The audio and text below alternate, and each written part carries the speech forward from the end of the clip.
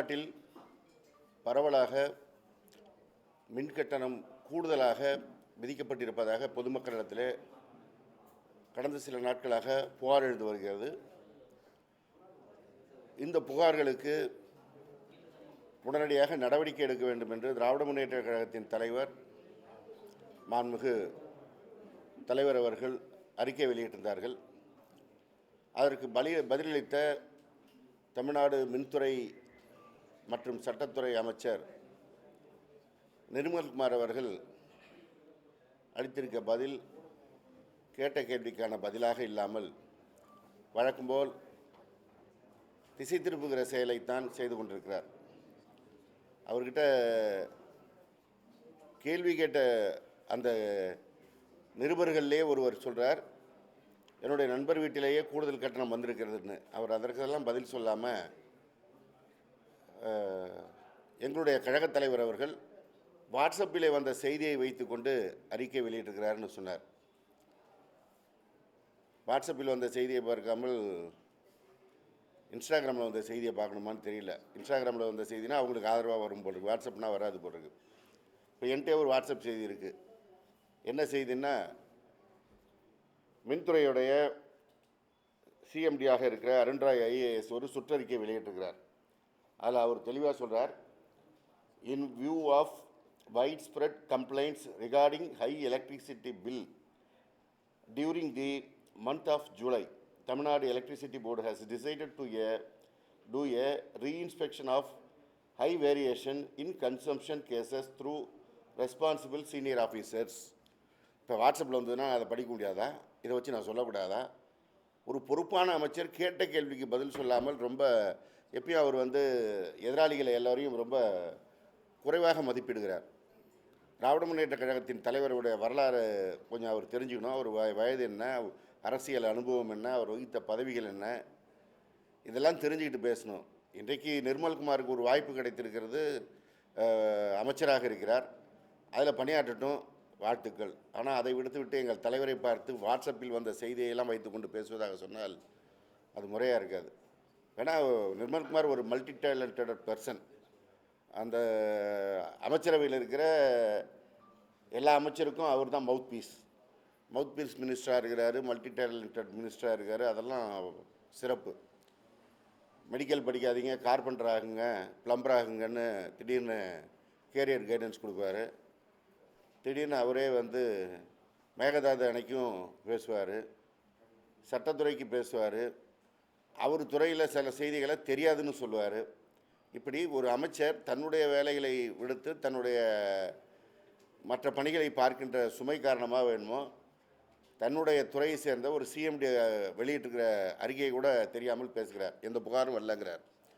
White spread complaints தான் அவர் Arun Roy IAS சொல்கிறாரு. ஆனால் அவர் எந்த புகாரும் வரவில்லை, ஆனால் நாங்களாக ஆய்வு செய்கிறோம் அப்படிங்கிறார். அப்புறம் சொல்கிறார், போன வருஷம் கூட இருந்தது, இப்போ 9,50,000 கனெக்ஷன்ஸ் தான் இப்போ இந்த பிரச்சனை வந்ததுங்கிறார். கடந்த காலங்களில் நீங்கள் இதெல்லாம் புகார் சொல்லி தான் இன்றைக்கு ஆட்சி மாற்றம் வந்திருக்கிறது. நீங்கள் சொன்ன மாற்றம் வந்திருக்கிறது. மாற்றம் வந்த ஒரு பாட்டு திருப்பி நாங்கள் அப்போவோட இப்போ கம்மியாக இருக்கிறோம்னா நீ தப்பே நடக்காதுன்னு சொன்னீங்க, செய்துவிட்டு அதுக்கு எங்களுக்கு கம்மியாக இருக்குனார், ரைட். ஆனால் அப்புறம் சொல்கிறாரு, புகாரே வரவில்லை, ஆனால் நாங்களாக 3.5 லட்சம் கனெக்ஷன்ஸை ஆய்வு செய்ய சொல்லியிருக்கிறோம் அப்படிங்கிறார். இது என்ன கூத்துது?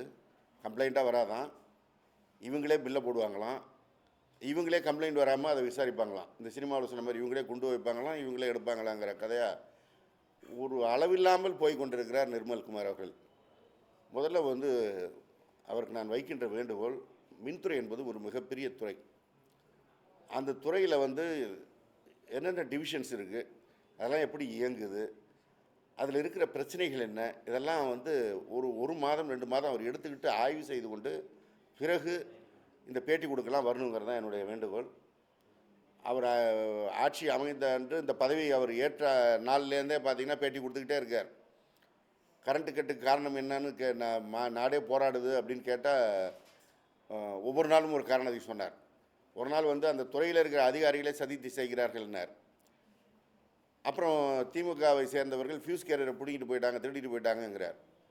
அப்புறம் மெயின்டெனன்ஸில் தான் பிரச்சனை அப்படிங்கிறார். இப்படி அவருக்கு வர்ற வாட்ஸ்அப் செய்தியை வைத்து கொண்டு பேசி கொண்டிருக்கிறார். ஒரு ஆய்வை முழுமையாக செய்து எங்கே பிரச்சனை இருக்குன்னு பார்த்தாலே இந்த பிரச்சனையெல்லாம் வராது.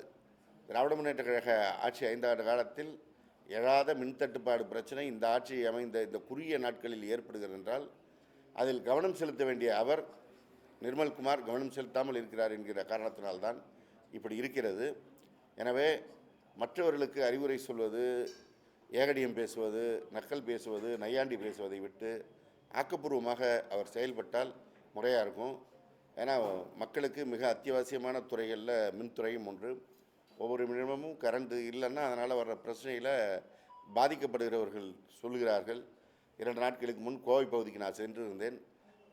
அங்கே தொழில் செய்யக்கூடியவர்கள்லாம் சொல்கிறாங்க, தொழிலுக்குலாம் இது வரைக்கும் நாங்கள் பவர் கட் பார்த்ததில் இப்போ வந்துட்டு பார்க்குறோம், எப்போ போகுது எப்போ வருதுன்னு தெரியல அப்படிங்கிறாங்க.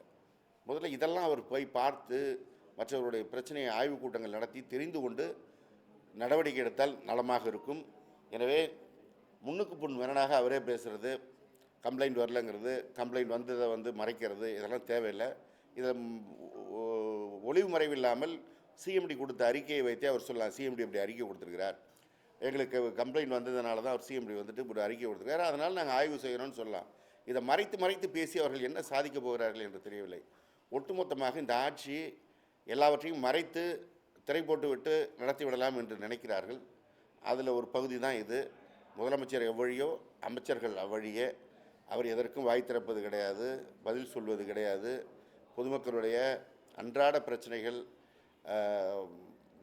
அவசியமாக தீர்க்கப்பட வேண்டிய பிரச்சனைகள்னு பலதும் இன்றைக்கு பிரச்சனையாக தான் இருக்குது. ஒரு ஆட்சி அமைந்து 6 மாத காலத்திற்கு அவங்கள விமர்சனம் செய்யக்கூடாதுன்னு இவங்க சொல்கிறாங்க, நாங்களும் செய்யலை. ஆனால் ஒவ்வொரு நாளும் பாதிக்கின்ற பிரச்சனைகளை விமர்சனம் செய்யாமல் வேடிக்கை பார்த்து கொண்டு இருக்க முடியாது. ஏன்னா நாங்களும் ஒரு ரெஸ்பான்சிபிள் அப்போசிஷன் பார்ட்டி, எங்களுக்குமான கடமை இருக்கிறது. எங்களுக்கும் மக்கள் வாக்களித்து நாங்களும் குறிப்பிடத்தக்க அளவிலான சட்டமன்ற உறுப்பினர்களோடு இருக்கிறோம். எங்கள் தொகுதியை சேர்ந்தவர் மாத்திரமல்ல, ஒட்டுமொத்தமாக திராவிட முன்னேற்ற வாக்களித்து தமிழ்நாட்டு மக்களுக்கு குரல் கொடுக்க வேண்டிய அவசியம் இருக்கிற காரணத்தினால் எங்களுடைய தலைவர் இந்த மின்சார பிரச்சனைக்கு அறிக்கை விட்டிருக்கிறார். அந்த அறிக்கைக்கு பதிலளிப்பதற்கு முறையான பதில் இருந்தால் பேசட்டும், இல்லைனா விஜய் மாதிரி இவரும் வாய் மூடி மௌனமாக இருந்துவிட்டு போகட்டும். இனி இந்த நக்கல் நையாண்டி அறிக்கைகளை விட வேண்டாம் என்று நிர்மல்குமார் அவர்களுக்கு அன்போடு கேட்டுக்கொள்கிறேன். வேற சார், இந்த ஆட்சி தொடர்ந்ததுலேருந்து திமுக திட்டங்கள் தொடர்ந்து பேர் மாற்றிட்டே வராங்க, நிறைய விஷயங்கள் பேர் மாற்றுறாங்க. இப்போ பார்த்தீங்கன்னா போக்குவரத்து துறையிலேயே அந்த லட்சணை கலர் எல்லாமே அந்த டிவிக்கு வர கொடியிலே இது பண்ணுறாங்க, அந்த பஸ்ஸும் அதே கலர்லேயே கொண்டு வர மாதிரி இருக்காங்க.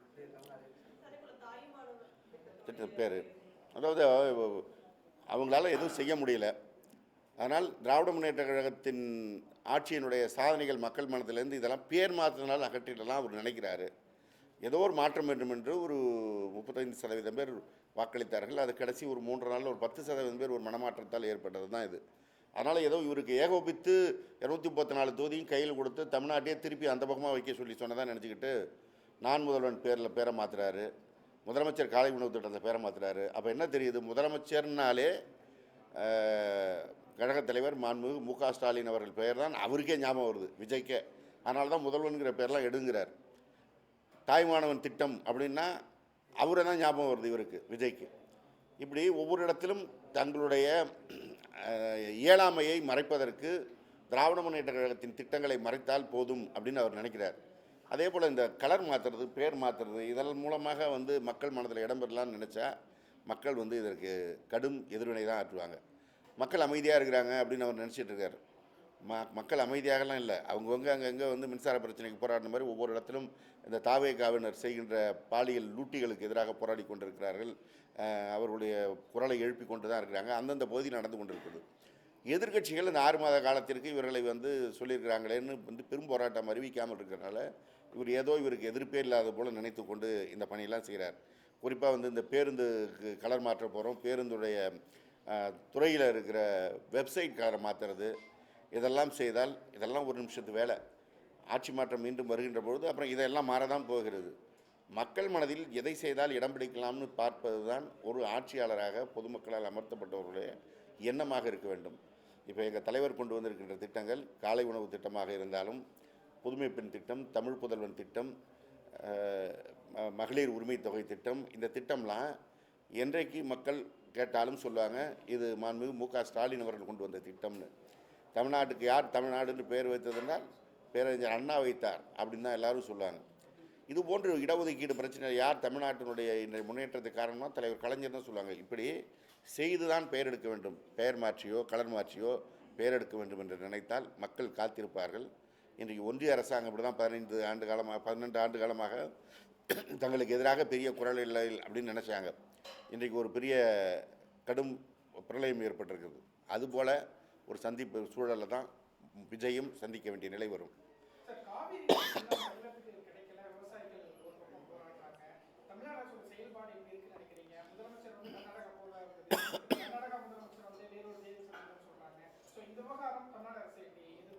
இல்லை, இதை கண்டித்து தான் எங்களுடைய கழகத் தலைவர் அவர்கள் கழகத்தின் சார்பாக எதிர்க்கட்சி தலைவர் மாண்புமிகு இளந்தலைவர் உதயநிதி ஸ்டாலின் அவர்கள் தலைமையில் தஞ்சையில் போராட்டத்தை அறிவித்திருக்கிறார்கள். டெல்டா பகுதி விவசாயிகள் மாத்திரமல்ல, ஒட்டுமொத்த தமிழகத்தின் விவசாயிகளுமே இன்றைக்கு வந்து இந்த தமிழ்நாடு அரசு அறிவித்த கடன் ரத்து பிரச்சனையில் பல குழப்பங்களை செய்து அவருடைய எதிர்ப்பை பெற்றிருக்கிறார்கள். காவிரி பிரச்சனையை முறையாக கையாளாமல் இன்றைக்கு தஞ்சை பகுதியே காய்ந்து போய் கிடைக்கிறது, டெல்டா மாவட்டங்கள் காய்ந்து கிடக்கிறது. அதை கண்டித்து தான் இந்த ஆர்ப்பாட்டம் அறிவிக்கப்பட்டிருக்கிறது. இதில் மேகதாது பிரச்சனைக்காக கர்நாடகாவுக்கு பிரதமர் விஜய் போகிறாருன்னு சொன்னது அவருடைய அமைச்சரவையில் வேளாண் துறை அமைச்சராக இருக்கிறவர் தான் சொன்னார். அப்புறம் கல்வித்துறை அமைச்சர் ராஜ்மோகன் என்ன சொல்கிறாரு, இதையெல்லாம் முதல்வர் முடிவு செய்து முதல்வரே அறிவிக்கத்தான் தான் தெரியும், மற்றவங்க சொல்கிறதெல்லாம் எடுத்துக்க முடியாதுன்னு சொல்கிறார். ஒரு அமைச்சர் சொல்கிறதா இன்னொரு அமைச்சரே சொல்கிறார். இப்போ இன்றைக்கி நம்ம மல்டி டேலண்டட் நிர்மல்குமார் என்ன சொல்லியிருக்கிறாரு, முதல்வர் அலுவலகம் அறிவிக்கும்னு சொல்கிறார். அப்புறம் அவரே சொல்கிறார் இதை நீதிமன்றம் தான் இதை தீர்க்க வேண்டும் என்று சொல்கிறார். நீதிமன்றம் தான் தீர்க்க வேண்டும் என்றால் விஜய் கர்நாடகா போக வேண்டிய அவசியம் என்ன? ஒரு சட்டத்துறை அமைச்சர் நிர்மல்குமாருங்கிறவர் வெறும் மின்துறை அமைச்சர் மாத்திரமல்ல, சட்டத்துறை அமைச்சர். அப்போ அவர் சட்டத்துறையில் ஆலோசித்து தான் சொன்னோம் இது நீதிமன்றம் மூலம் தான் தீர்க்க முடியும் என்று. அப்போ அவர் அதை முதலமைச்சர்கிட்ட சொல்லியிருக்கணும்ல, போக நான். அடுத்தது நாங்கள் போகிறோம்னு சொல்லலை, அந்த குழு பட்டியல் ஏன் வந்ததுன்னு தெரியலன்னு இவங்களே சொல்கிறாங்க. இந்த ஆட்சி அமைந்ததுலேருந்து எதுவுமே அதிகாரப்பூர்வமாக அறிவிப்பு கிடையாது. தகவல் கிடைத்தது, தாவேகாவுடைய தகவல் கிடைத்ததுன்னு தான் எல்லா தகவலும் வரும். முதலமைச்சர் பதவியேற்ப போகிறார், தகவல் கிடைத்தது. அமைச்சரவை பட்டியலை வழங்கப் போகிறார், தகவல் கிடைத்தது. இப்படி தான் தகவல் கிடைத்தது போல் கர்நாடகா போகிறார் என்று தகவலும் கிடைத்தது. அந்த தகவலையும் அவர்களே இன்னும் உறுதி செய்யலை. ஆனால் அங்கே கர்நாடகாவிலேருந்து அந்த முதலமைச்சர் சிவகுமார் அவர்கள் இப்போ பேட்டி கொடுத்துட்ருக்காரு, விஜய் அவர்கள் இப்பொழுது இங்கே வர வேண்டாம், இங்கே நிலைமை சரியில்லை அப்படின்னு பேட்டி கொடுக்குறார். அப்போ அவர் ஏன் வர வேண்டாம்னு சொல்கிறாரு? இப்போ இவங்க யாரோ கேட்டிருக்கணும், விஜய் அவர்கள் அங்கே வர வேண்டும் என்று கேட்டிருக்க வேண்டும். கேட்டிருந்த காரணத்தினால்தான் அவங்க இப்போ வர வேணான்னு சொன்னோம். இப்போ இதையெல்லாம் மறைச்சி பேச வேண்டிய அவசியம் என்ன? நாங்கள் கூட பரவாயில்ல, அவருடைய கூட்டணியில் இருக்கின்ற கட்சிகளே இது குறித்து கோபத்தை வெளிப்படுத்தியிருக்கிறார்கள். அவருடைய கட்சிக்கு ஆட்சி அமைவதற்கு வெளியிலிருந்து ஆதரவு கொடுத்திருக்கின்ற கட்சிகள், குறிப்பாக இடதுசாரி இயக்கங்களே தங்களுடைய அதிருப்தியை வெளிப்படுத்தியிருக்கிறார்கள் கர்நாடகா போவது குறித்து. ஆனால் இப்போவும் அதில் உண்டா இல்லையா, நடக்குமா நடக்காதா, எதையும் சொல்லாமல் ஒரு கள்ள மௌனம் காக்கிறது இந்த அரசாங்கம். இப்படி அமைதி காப்பதன் மூலமாகவே மக்கள்கிட்ட பிரச்சனை பெருசாக வெடிக்காமல் இருக்கும்னு இவங்க நினச்சிட்ருக்காங்க. அமைதியே ஒரு கட்டத்தில் மிகப்பெரிய புரட்சியாக வெடிக்கும். இதை உணராவிட்டால் மிகப்பெரிய ஆபத்து தான் இந்த தாவேக அரசாங்கம் சந்திக்கும். பள்ளி மாணவர்களுக்கு சத்துணவு வளர்ச்சி இது சிக்கன் பிரியாணி போறதா சொல்லியிருக்காங்க, அது எப்படி பார்க்கறது சாத்தியமா? அது குறித்து பல கல்வியாளர்கள் கருத்து சொல்லிட்டு இருக்கிறாங்க. முட்டைன்னா முழுசாக கொடுத்துருவோம் தெரியும், நீங்கள் சிக்கன் பிரியாணி என்ன கொடுக்க போகிறீங்கன்னு தெரியும், குஸ்காவை போட்டு சிக்கன் பிரியாணி போட்டோன்னு கூட சொல்லலாம். அதாவது ஒரு திட்டத்தை செயல்படுத்துவதற்கு முன்பாக அந்த திட்டத்தினுடைய பிரச்சனைகள் என்ன வரும், அதை முழுமையாக செயல்படுத்த முடியுமா, இதெல்லாம் தெரியணும். இவங்க மன்றம் வச்சுருக்கும் போது நாங்கள் அங்கே செஞ்சோம் இங்கே செஞ்சோம், அதனால் சில விஷயங்களை இங்கே செய்கிறோன்னு வராங்க. மன்றங்கிறது தனிநபர்களுடைய பிரச்சனை, அவங்க எதை விருப்பப்பட்டாலும் செய்யலாம். ஆனால் அரசு அப்படி இல்லை, இதுக்கு அக்கௌண்டபிலிட்டி இருக்குது.